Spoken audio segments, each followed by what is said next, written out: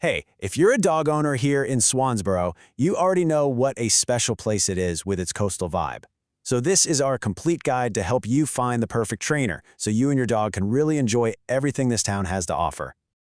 Yeah, just picture it for a second. You're taking a peaceful walk past the shops, maybe grabbing a bite at a waterfront restaurant, and your dog is just calm, totally relaxed, even with boats going by on the White Oak River. That's the dream, right? Well, that's exactly what good training can do for you.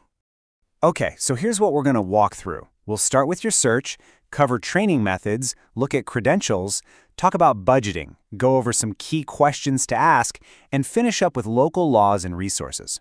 All right, let's get into it. First things first, starting your search. And it's really about why good training matters so much right here in Swansboro. Think about it. Swansboro has these busy waterfronts and fun local festivals, but also those quiet walks down Front Street. A good trainer gets that. They know how to prep your dog for both the quiet moments and the more lively scenes, making them a happy and welcome part of our community. Okay, now for part 2, let's look at the different training methods and the kinds of programs you'll find out there. Knowing what your options are is going to help you make the best choice for your dog. So, let's talk about positive reinforcement. This is really the heart of modern, effective, and kind training. It's simple, really. You use rewards like treats or praise to encourage the behaviors you want to see. You're teaching, not forcing. You'll definitely want to find a trainer who sticks to this and steer clear of anyone who uses harsh, intimidating methods. You're going to see a few common types of programs. There's puppy training to get them started right and basic obedience for those essential skills. Then you have behavior modification for trickier issues like fear or anxiety, and of course, board and train, which is a much more immersive, intensive option. Now, should you do group classes or private sessions? Well, group classes are awesome for practicing with other dogs and people around, distractions. It's great socialization.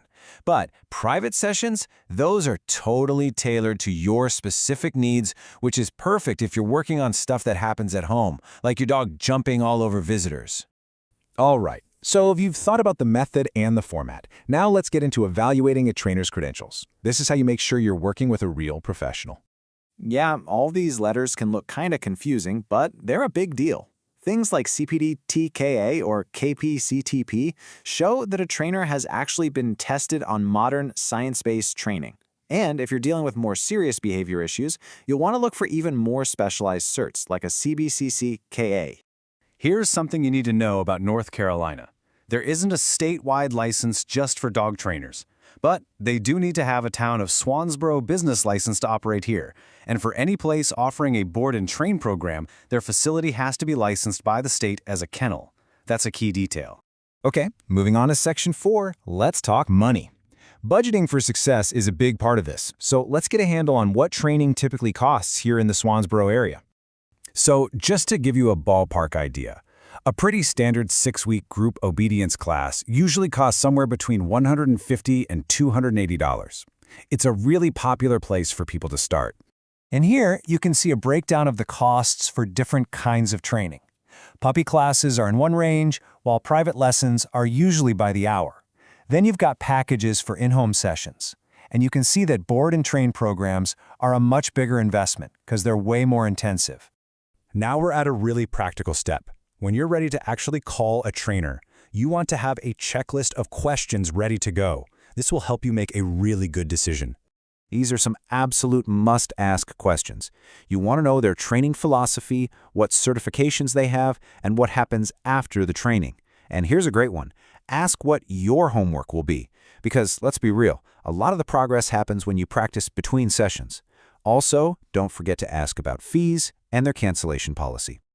Last but not least, let's talk about the local laws and, on a more fun note, some great local resources. It's all part of being a responsible owner here in Swansboro.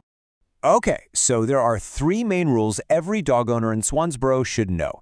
First, the leash law. Anytime your dog is off your property, they need to be leashed and under your control.